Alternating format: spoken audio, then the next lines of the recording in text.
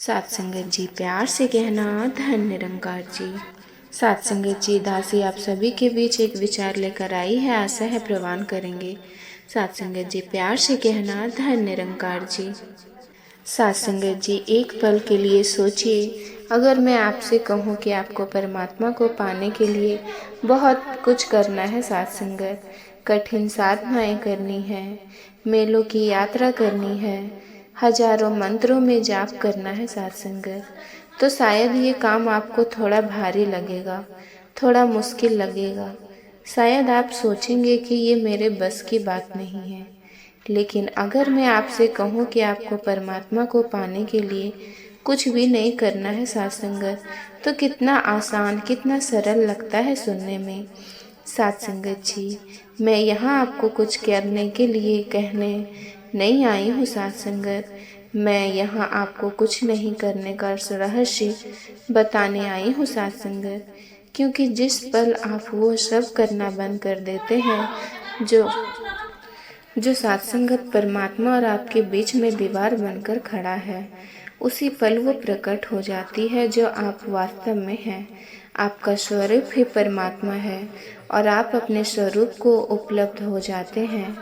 आज हम इसी अद्भुत रहस्य से पर्दा उठाएंगे जी। परमात्मा को पाने के लिए कुछ करना नहीं है, बल्कि कुछ नहीं करना है सात संगत।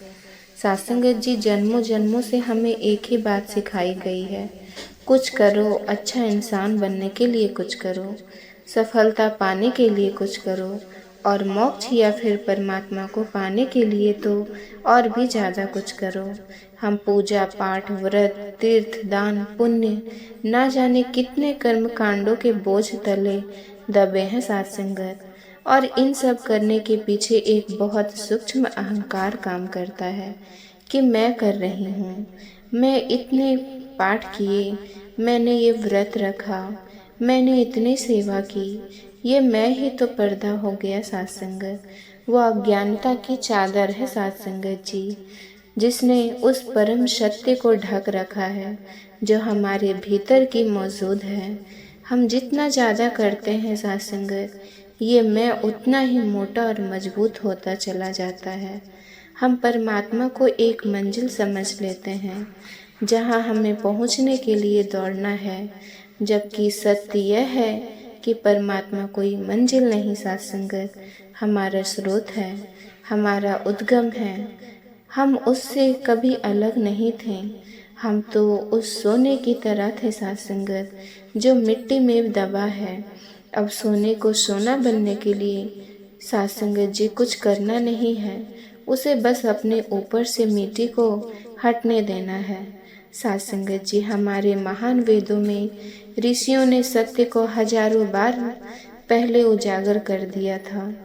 उपनिषद एक महावाक्य दोहराते हैं सात संगत, नेति नेति, इसका अर्थ है कि ये भी नहीं, ये भी नहीं। ऋषि साधक से कहते हैं, तुम यह शरीर हो। साधक ध्यान करता है और पाता है कि नहीं, मैं ये शरीर नहीं, नीति सात संगत।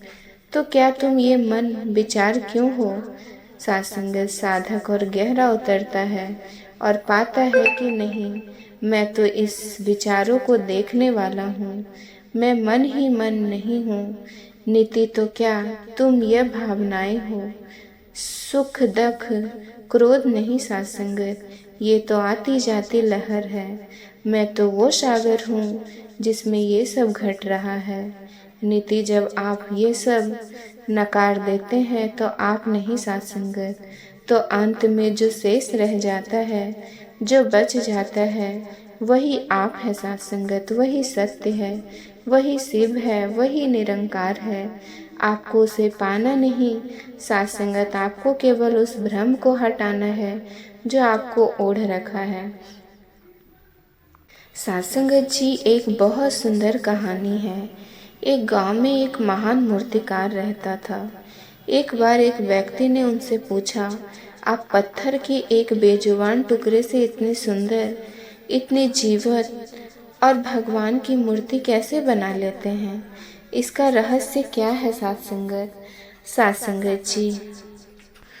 संगत जी, मूर्तिकार मुस्कुराया और बोला, रहस्य बड़ा सरल है, मैं कुछ भी नहीं बताता। मूर्ति जो पहले से ही उस पत्थर के अंदर मौजूद होती है। मैं तो एक काम करता हूँ, जीवन का साथ संगत जी बड़े प्यार से कहना धन निरंकार जी। साथ संगत जी, आप जी को विचार पसंद आया हो तो चैनल को सब्सक्राइब जरूर कीजिएगा। साथ संगत जी प्यार से कहना धन निरंकार जी।